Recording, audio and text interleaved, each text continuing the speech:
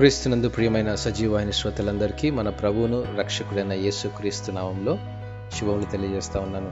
ప్రకటన గ్రంథంలోని 7 సంఘాలను గురించి మనం ధ్యానించుకుంటున్నాం. ఈ ధ్యానంలో మొదటిగా ఎఫెసు సంఘం గురించి మనం ధ్యానించుకుందాం. అపోస్తలుడైనటువంటి పౌలు ఎఫెసు సంఘ వ్యవస్థాపకుడిగా ఉంటూ 1వ శతాబ్ద కాలంలో ఎన్నో మిషనరీ పరిచర్యలను చేసి 12 పురుషులను సిద్ధపరచి వారిని అభిషేకించాడు.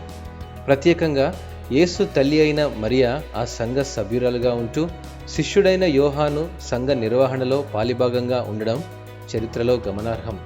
ఎఫెసు సంఘం దేవుని ప్రణాళికలో బలమైన సంఘ దర్శనంతో నిర్మించబడి సంఘ నియమాల్లో పరిశుద్ధాత్మ అనుభవంలో కేంద్రంగా ఉంది. రోగులను స్వస్థపరచి దయ్యములను వెళ్ళగొట్టి దేవుడు కూడా ద్వేషించే నికోలాయితుల క్రియలను విసర్జించి దుర్బోధలను ఖండించి వాటిని సరిచేయటలో గొప్ప అనుభవం కలిగిన సంఘంగా చెప్పవచ్చు. ఎఫెసులో కాపురం ఉన్న యూదులు మరియు గ్రీసు దేశస్థుల వలన శ్రమలు ఎదురైనప్పుడు అధైర్యపడక శ్రమలను అధిగమించగలిగింది ఈ సంఘం. గొప్ప వనరులతో పాటు అన్య దేవతల సందర్శకులకు కేంద్ర బిందువైన ఎఫెసు పట్టణంలో ఈ సంఘం తమ సాక్ష్యాన్ని కాపాడుకుంటూ నేడు మన సంఘాలకు మాదిరిగా నిలిచింది. యేసు ప్రేమించిన సంఘంగా క్రీస్తు శరీరమును ఈ సంఘమునకు క్రీస్తు శిరస్సుగా ఉన్నట్లు దేవుడు అపోస్తలుడైన పౌలుకు బయలుపరచడం ఎఫెసీ 5:23లో గమనించగలం.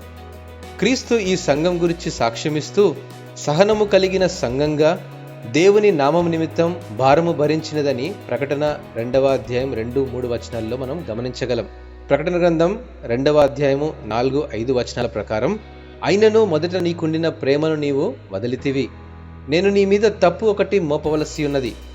నీవు ఏ స్థితిలో నుండి పడితివో అది జ్ఞాపకము చేసుకొని మారు మనస్సు పొంది ఆ మొదటి క్రియలను చేయుము.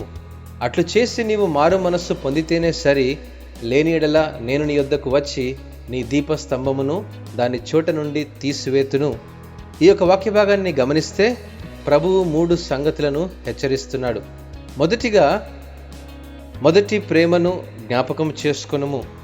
రక్షించబడిన దినములలో వ్యక్తిగత విశ్వాస అనుభవం కలిగి సంఘములో పరిచర్యలో ఉజ్జీవ జ్వాలలు రేకెత్తించిన ఆ మొదటి అనుభవాన్ని జ్ఞాపకం చేసుకోమంటున్నాడు.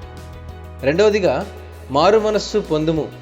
వీటిని జ్ఞాపకం చేసుకుంటూ దేవుని వైపు జీవితాలను మరల్చుకోమని. మూడవదిగా మొదటి క్రియలను చేయము. ఆ మొదట ఉండిన క్రీస్తు ప్రేమను తిరిగి పునరుద్ధరించుకోమని జ్ఞాపకం చేస్తా ఉన్నాడు. లేనిడల దీపస్తంభమును అనగా సంఘమును దాని చోట నుండి తీసివేతునని హెచ్చరిస్తా ఉన్నాడు.